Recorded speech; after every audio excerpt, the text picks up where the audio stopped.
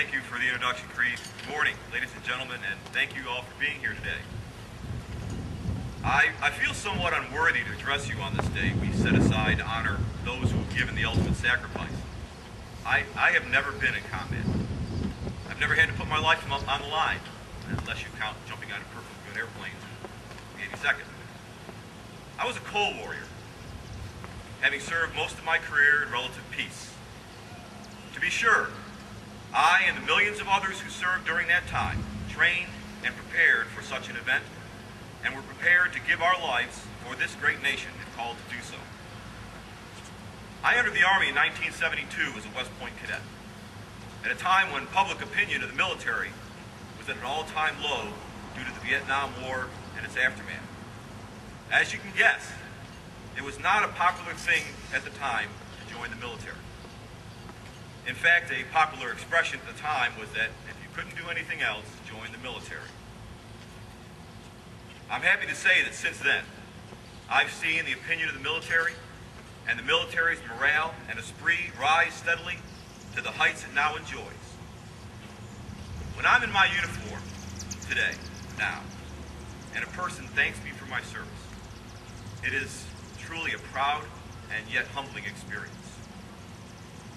We are gathered here today on a day set aside to honor those who fell in defense of this great nation and the morals and values we hold dear. I wish to comment on some ways I feel we can continue to honor their sacrifice and their memory in our everyday lives. We can honor them by remembering where those who died for this country came from and who they were. They came from every race, every ethnic group, and every religious faith. They embody one of the greatest strengths of this country, its diversity, its ability to take people from other nations, assimilate them as Americans, while honoring their heritage. Yes, we have to do a better job of keeping our borders safe in these times and enforcing our laws, the current laws, but I hope we never get to the point where we slam shut the gates on what Ronald Reagan so famously called the shining city on a hill. To do so would be a disservice to those we honor today. Along with that, let us honor those Americans who gave their lives in defense of freedom, equality, and opportunity by remembering that we are, first and foremost, Americans. I, for one, do not like hyphens. Hyphens separate things from each other.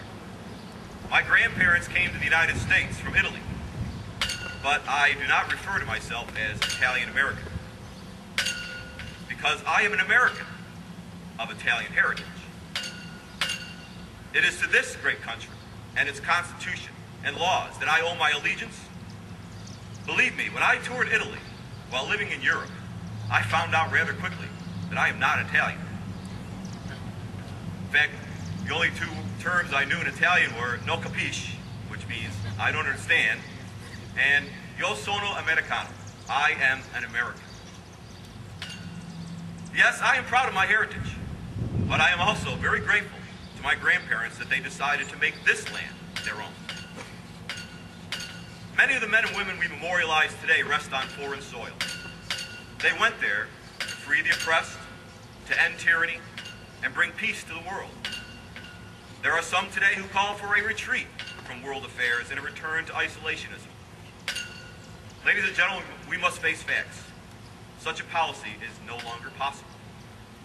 Despite the vocal few overseas who rail against us and burn our flag, there are millions who still look to us as a beacon of freedom and opportunity. Many years ago, when I was on an operation in Korea, one of our missions was a 26-mile road march through some small villages and towns there. As we marched, the townspeople would greet us, waving small flags, small American flags, and giving us tea and candy. Some of those villagers were old enough to have been alive during the Korean War, and they would smile and address us with the only English words they knew: thank you. It is our heritage that we are a giving nation. We have given the produce of our land to the starving, financial aid to those in poverty, and ultimately, the blood of our sons and daughters to those in danger. Those who gave their lives also did so that this country could continue to become, as the Constitution says, a more perfect union. Let us honor their sacrifice by doing what we can to make this a better nation, to ensuring that life, liberty, and the pursuit of happiness is attainable by all Americans. We need to put aside partisan politics, disregard the invective of polarizing pundits, speak out against the win-lose, my way or the highway gridlock in government, and be willing to accept the best ideas for moving forward, no matter what side of the political spectrum they come from. Let us remember that our two greatest documents, the Declaration of Independence and the Constitution, came into existence because the Founding Fathers realized that there are more important things than themselves or their individual agendas. Finally, let us honor them by continuing to support and honor those who are serving now. Letters, packages, and the like are needed and great, but as anyone in the military will tell you, one of the best ways to support them is to support the mission they are performing. Let's not forget that Vietnam was lost not by the military. It was lost when public opinion turned against the mission and the military who were trying to carry it out. Our enemies have learned this lesson. They are watching us. They know they cannot win militarily. Their attacks are not so much on our troops, but on our will to continue. Let us acknowledge that this conflict is going to be long and without a foreseeable end. There will be no signing of a surrender document on the USS Missouri. There will be no victory over terrorism day, unfortunately. We will be victorious when the values of freedom, equality, and opportunity overcome tyranny, oppression, and intolerance.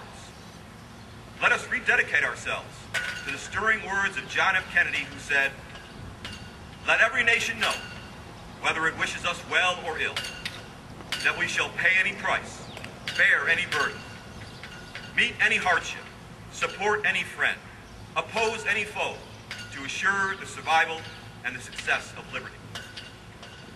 And as we honor those who gave the ultimate sacrifice, let us remember also that, more than statues and monuments, we are their memorial. Our actions will determine if those we honor today gave their lives for a higher purpose. Let us, in the words of the West Point Cadet Prayer, choose the harder right instead of the easier wrong, and not be satisfied with a half-truth when the whole can be won.